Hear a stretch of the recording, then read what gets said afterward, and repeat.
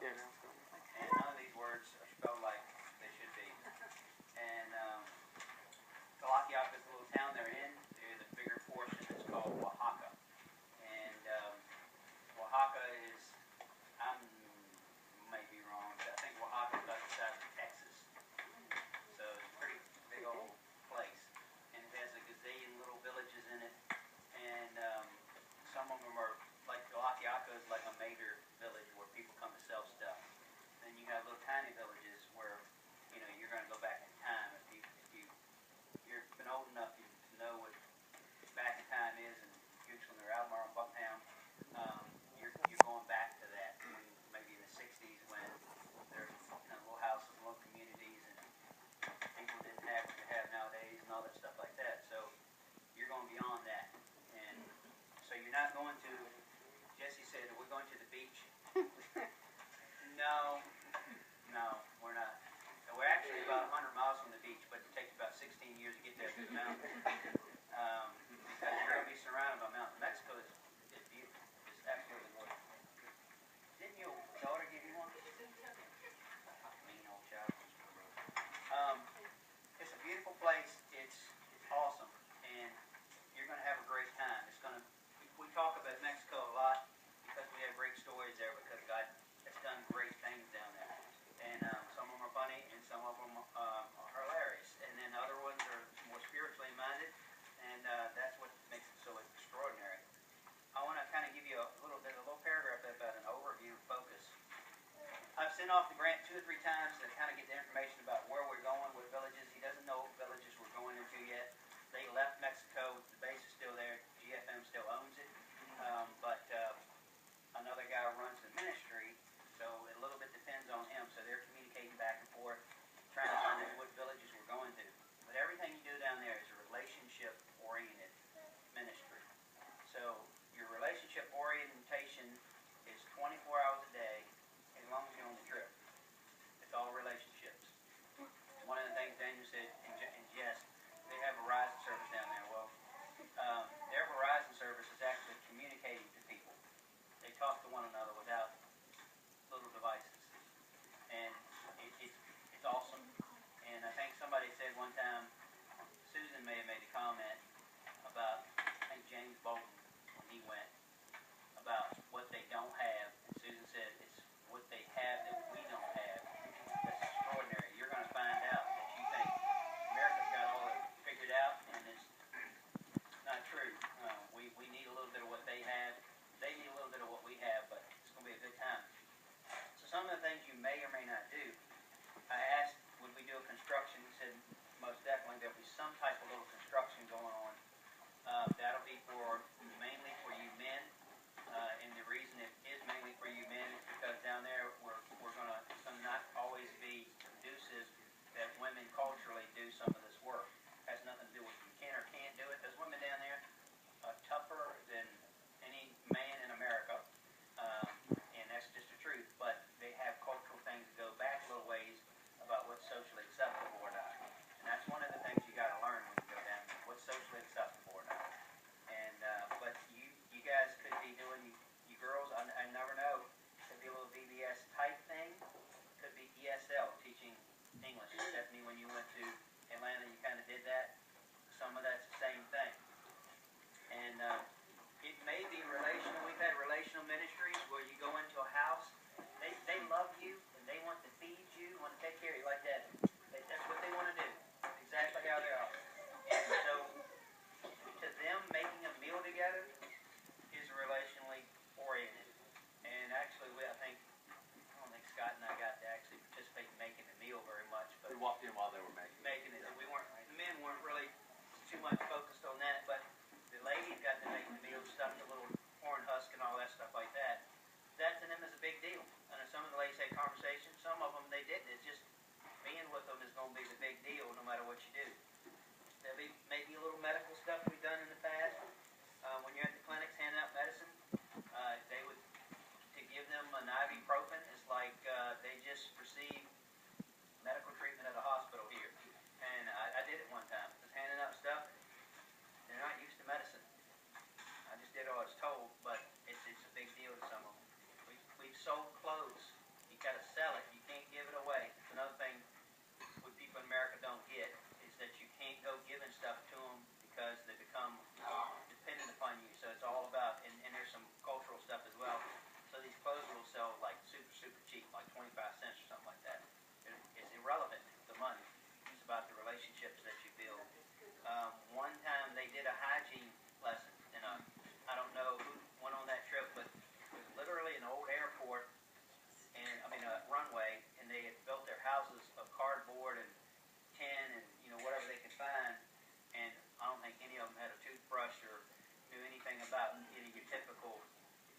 we take for granted, and we had to teach them how to use a toothbrush.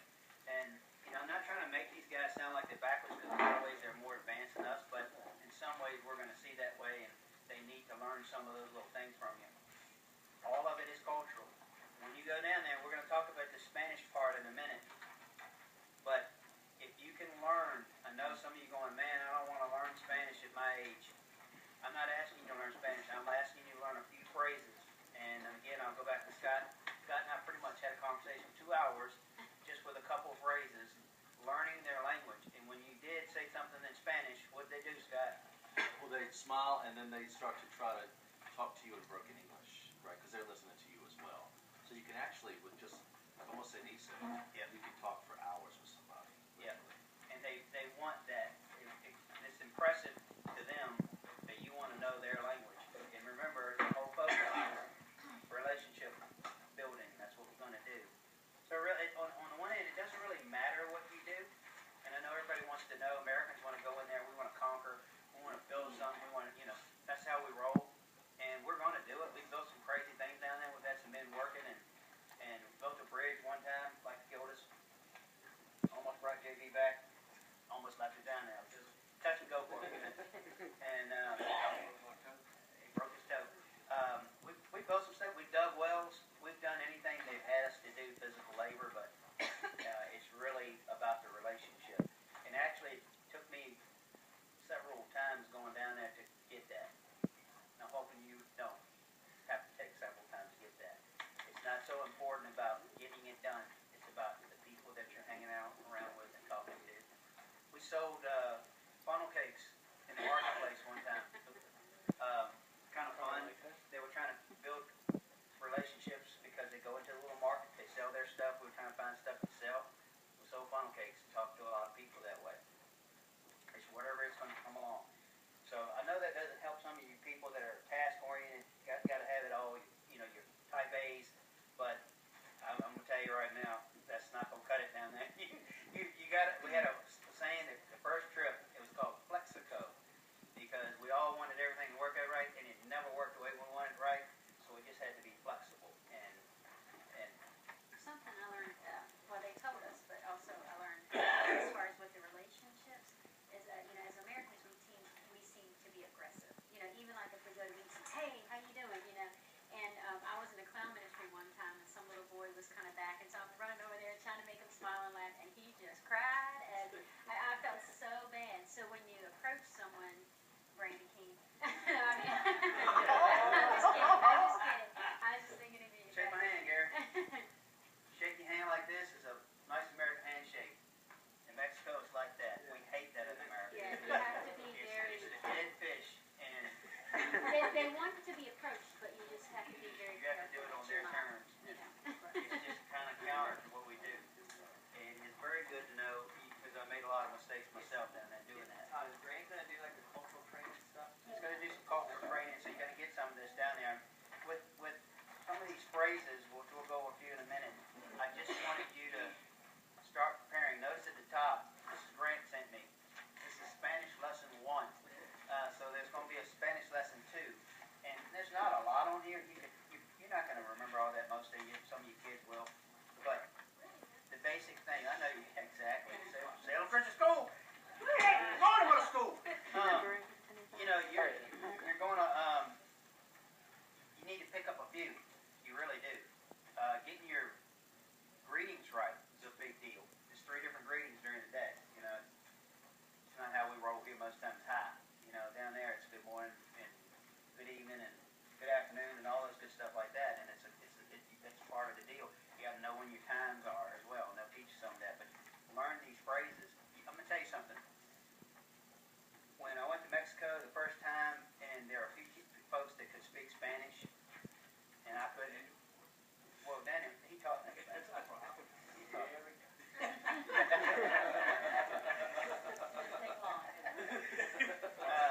That was JB started that. I wasn't on there. Was he correct in their Spanish?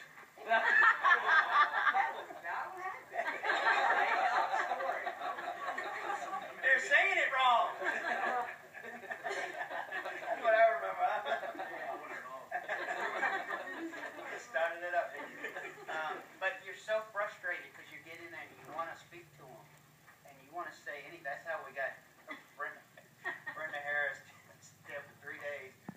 love those little kids. They're so beautiful. She wanted so bad to talk to them. Finally, she said, "San Diego!" Okay. That's the only word she knew. It's like you just whipped out San Diego. That freaked that little kid out. So, I'm not very good at these things. So you know Spanish. Claire, you should be able to do this, right? Buenos dias. Don't look on your sheet. I want to know what it means. Buenas tardes. Buenas nachos. Don't say that. Noches. Nachos means nice buns. I learned that one. I said it all day long. Messing around. They don't feel good. Grant finally came back and said, "Grant, what does buenas nachos mean?" He said, "Nice buns." So I couldn't walk in the village the next day. So instead of saying, "Hi, how are you?" You guys know hola and adios. Here's a good one. Say it. Yeah, see you later. This is what they do. This is all day long. These little greetings are important to them. You know, we kind of miss some of that in America, but these greetings are important to these guys. What else you got? What is a good one up here? Hasta mañana. That's see you tomorrow. What are some ones? Okay. Y'all pronounce that. You guys pronounce these. And that means? Very important. You want to go up to somebody, you want to talk to them. It's like Scott said, como se dice. That's another one. It's important. You can find out their name. It's a big deal to them. Your name's an important part of who you are. So just knowing that little phrase. How do you say it again? Everybody? Yeah. And,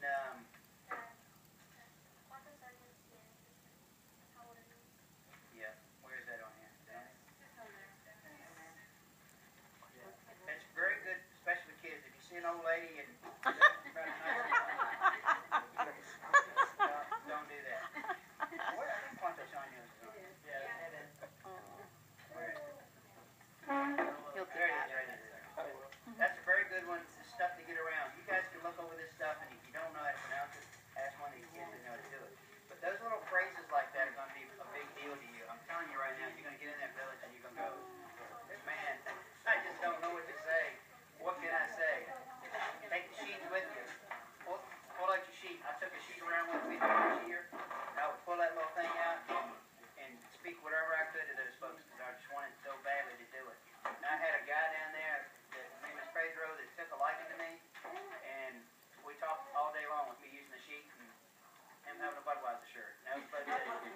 That's how we did stuff. That's how we made friends. Modesto, yeah. So learn your phrases.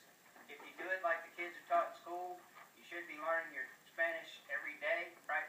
No, you don't. But you should be, and by the time you get down there, you're gonna have these phrases down pat.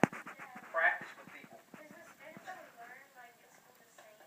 Oh yeah, pretty much, except for Daniel's verses. Yeah, I think we learned Let me say this to you, by the way. You're gonna pretty much everybody in Mexico speaks Spanish, but